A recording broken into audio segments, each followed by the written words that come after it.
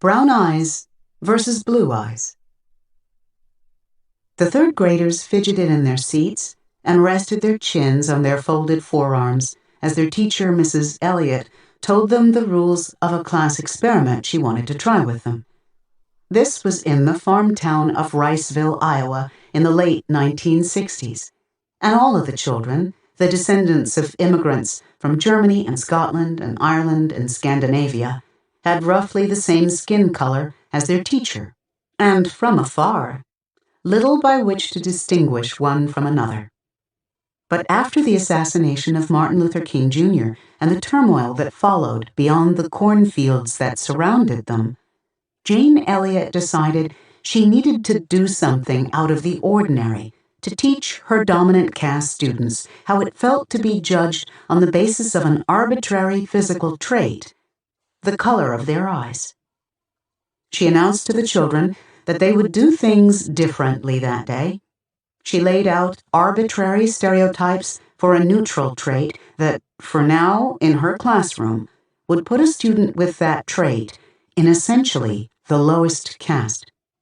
She told the children that brown-eyed people are not as good as blue-eyed people, that they are slower than blue-eyed people, not as smart as blue-eyed people, that until she said otherwise, the brown-eyed students would not be allowed to drink from the water fountain, that they had to use paper cups instead.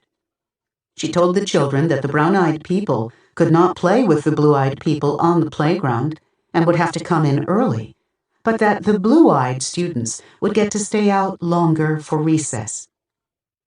The students looked confused at first. Then, in a matter of minutes, a caste hierarchy formed. It started as soon as the teacher told the children to open their books to a certain page to begin their lesson. "Everyone ready?" Mrs. Elliott asked the class. One little girl was still turning the pages in her book to get to the right one.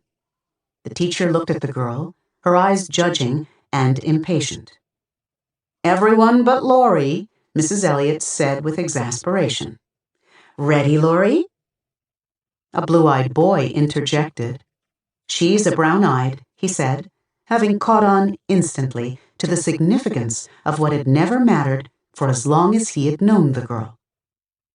When lunchtime approached, the teacher told the blue-eyed children they would get to eat first and would be permitted a second helping, but the brown-eyed children weren't allowed to.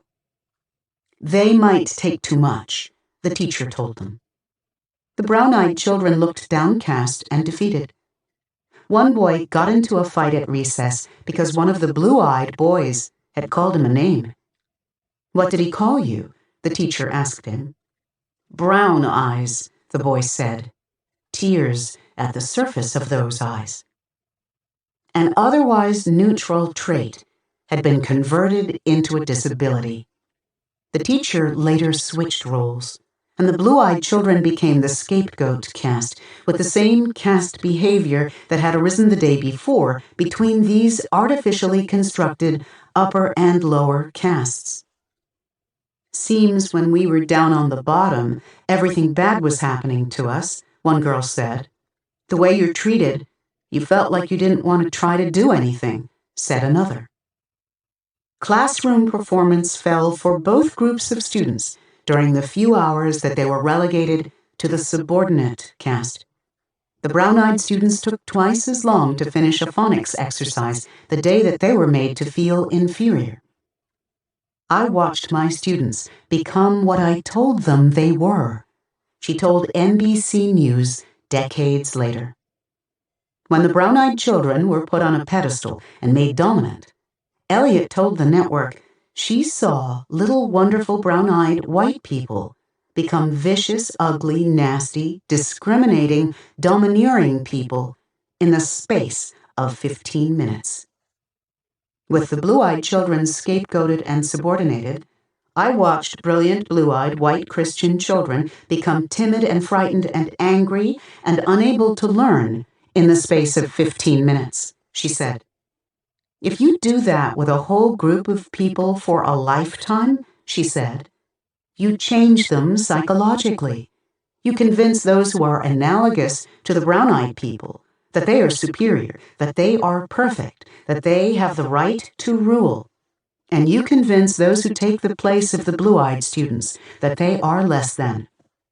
If you do that for a lifetime, what do you suppose that does to them?